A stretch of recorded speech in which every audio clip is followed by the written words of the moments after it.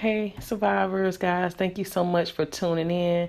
Those of you that have been around for a while, thank you so much for joining us again. And those of you that are new, thank you so much for deciding to tune in with us and join us, guys. The name of this channel, guys, for those of you that don't know, is Sona Awareness Survivors of Narcissistic Abuse. And I dedicated this channel to survivors because obviously I'm a survivor myself, to talk about narcissism all the time. And it's just very important, guys, that we keep on spreading the awareness. It's a lot of people that are still in toxic relationships, that are still still married to narcissists, even with all of the information that we have out here. Like, we have so much information out here, and I'm so happy. This is like one of the best things that could ever have happened to me, in my journey, as far as surviving abuse from a narcissist. When my abuse started, it wasn't this much information around. So it's truly, truly a blessing. And I really mean that from the bottom of my heart, guys. Just to be able to help people, and just to see that other people are healing, and to hear other stories that are, obviously still helping me, come to terms on things also too. So it's just such a blessing to have all of this information out here. So I feel like it's all of our responsibilities to, keep on spreading awareness. Some of you might have a family member that's in a toxic relationship, and, you may just want to play a video for them, or, help them, or, it could be anything. And if you all are the ones that are still dealing with the madness and the chaos, so it's just such a blessing, guys. I love being a part of this community. But today I want to talk about specifically friendships with narcissists. I decided to go into this area because I know that it's a very touchy area for people also. And just because it's not a romantic relationship doesn't mean that they are any less getting, abused any less than anybody else would be, that's in a romantic relationship, or a family or partner, with the narcissist, because they are just toxic individuals all around. With being friends with one of these individuals, there is going to be a lot of psychological and emotional abuse also, because they're going to play on the self-esteem of the person that they claim to be befriending. That a narcissist, is basically wants to control whoever they're involved with. So a lot of mind games, I would say, to those people that they consider friends. They would it's just interesting how just the same way that they do in their romantic relationships, like controlling, psychological games, and all of those things they do in their friendships too.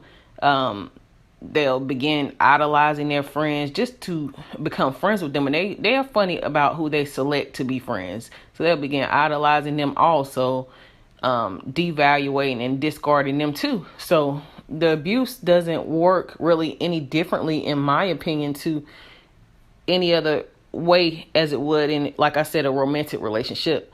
With them, narcissists are unreliable to their friends. You can't really count on people like that. They're not going to be there for anybody, but they don't mind being takers, takers or users. They don't mind getting things out of the so-called relationship. They don't mind getting a ride or having a place to lay their head, just relying on you. But on the other flip side of that, you can't really rely on that person for anything, because they don't really, they're not going to be there for you because they're so busy using so many other people. I mean, narcissists are just funny individuals. They really have it's like they got a big list of people that they use and go to. So them being used, it's just not going to happen. Like, they're not going to let you use them, because that's part of their game. They may give you something here or there, a little, just something to make you feel good about yourself, to keep you manipulated and where they want you to be. But just wanting help from them, even if you want somebody to listen to your problems, I mean, they pretty much, they'll zone out, won't really be paying attention to what you're saying. They'll, if they feel like it's interesting enough, juicy, they may even be storing it to use against you at a later date to play some type of psychological or emotional game to control you for whatever reason. But if you're a so-called friend with them, they're using you for something. It has to be something that they see that you fit into their world. They're very shallow. They don't have any depth. So when it comes to a friendship, you want some sympathy. If you're going through something, everybody wants a great friend, someone they can sympathize with their issues or have some empathy. You want to feel close to your friends. But with narcissists, it's not like that, because they're really two-faced. They get information from their so-called friends and they talk about them behind their back, and they can't really be friends to you. They can't. It's just superficial. It's fake, And I think a lot of people have a hard time coming to terms with that, which is understandable, because it's just some people never seen anything like that. They never really understand how, you know someone, and maybe you've known them for a few years, and you can't really get that closeness to them. And then you always feel pretty weird around them. It's because they're playing games with your self-esteem. You always feel pretty weird, pretty beat down in some ways, awkward.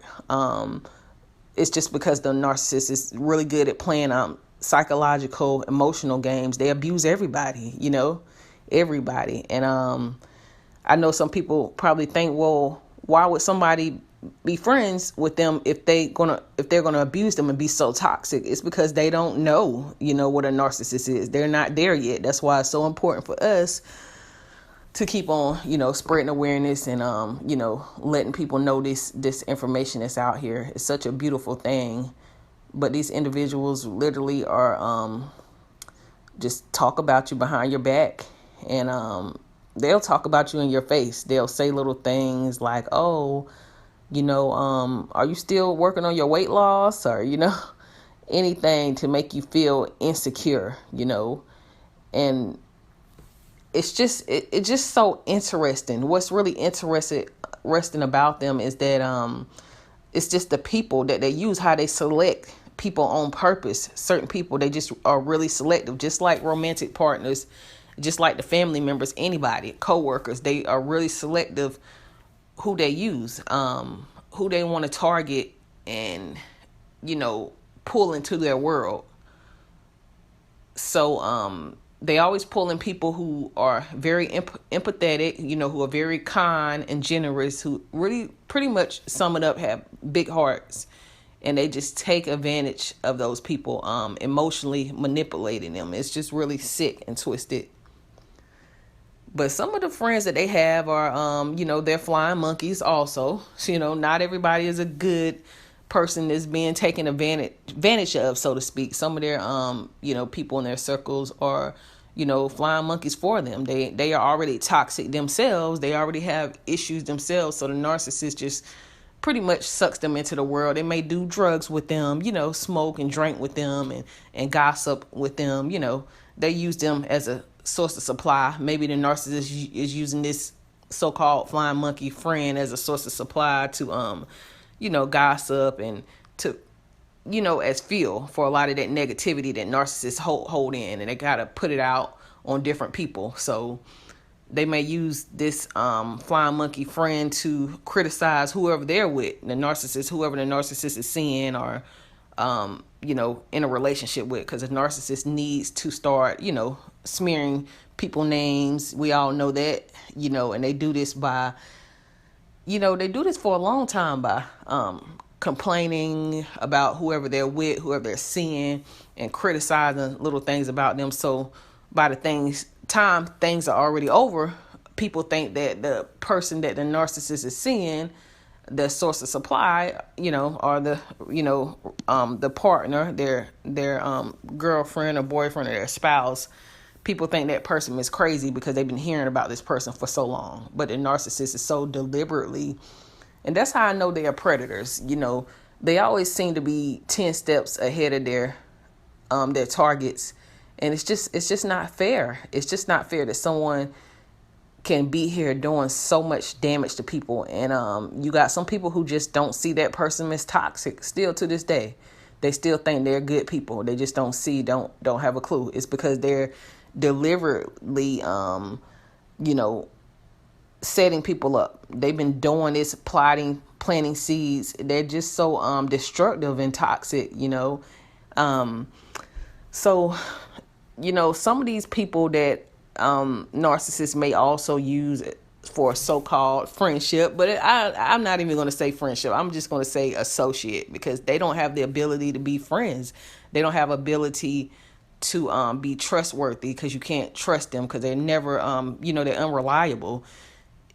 They don't really care about anybody, really. They just pretty much out to use people. So they may have some of these associates in good places. They may meet these people at work, or some type of entertainment setting, maybe some type of sports events, or arts and crafts, music, whatever the narcissist is interested in, but they're very selective about their targets. They seem to pretty much test people and then see if they're usable. They usually like to prey on vulnerable people, somebody who may not have many friends, somebody who may be very lonely or vulnerable, because they're users. They're trying to gain something from the people that they target. If it's a lower functioning narcissist, maybe they just want somebody to ride them around town because maybe they don't have a vehicle. It's just so interesting. And sometimes when you sit back and look at it after you stop dealing with the narcissist, a lot of this stuff will make sense. It'll be like, to hit you like, wow, I was used just because, I have a place and I have a ride, or, or I'm connected to, or, I'm the manager, whatever, at whatever company. It's just that they know specifically who to target, and it won't make sense what their purpose was for using you until you step outside of the box and you really reevaluate everything, and you're like, wow, so I was really used for this. This is crazy. Some people are used for their youth because they're young, and a narcissist wants to be around younger people, when they're actually the ones that's really older and upper in age, and everybody's wondering, why is this person hanging around all these young people? Because they want to feel young and they want to date someone who's young, so they want to look like they have younger friends, So it could be a number of things of whatever they decide to use people for. It could be anything if you start thinking about it. But another interesting thing, that how they play with their so-called associates, or what most people think friendships or whatever. They disagree with their friends or associates. They disagree with them. They'll debate with them and just psychologically manipulate them, emotionally manipulate them, play with their minds, just to see how intellectual they are, if they're smart, if they're just to play a lot of mind games with them. That's why they're so sick. They're just predators. They're abusive. They see where people's heads are at, and they like to get inside your head and emotionally control how you feel about something, what your opinion is about something. They like to flip it, change your point of view. It's just so many games that they play. They're just really cold. They lack empathy, and they are highly, they're toxic manipulators. Just very dishonest people, very dishonest. They even lie to their friends too, because they're only going to put out what they want people to know. They hide a lot of things, very secretive, very sneaky and deceptive. I think some of their friends see what the narcissist wants them to see. The narcissist is not really going to put out anything to anybody that they would feel like somebody might be able to use against them, but they may slip up sometime if they're around friends, especially if they're into drugs. I think the narcissist weakness is that mask slipping, when they're doing drugs, type of drugs or alcohol. Some of that true self starts to slip a lot. They may do this around their friends. They may even physically abuse their friends. That's how crazy they are. They may get into physical altercations with these so-called friends just because they're so jealous. Narcissists, if they feel like they actually they are jealous of everybody. So a so-called friend, just imagine a friend getting married or buying a new house. The narcissist is so jealous to see people progress because they feel like they're the ones that deserve everything.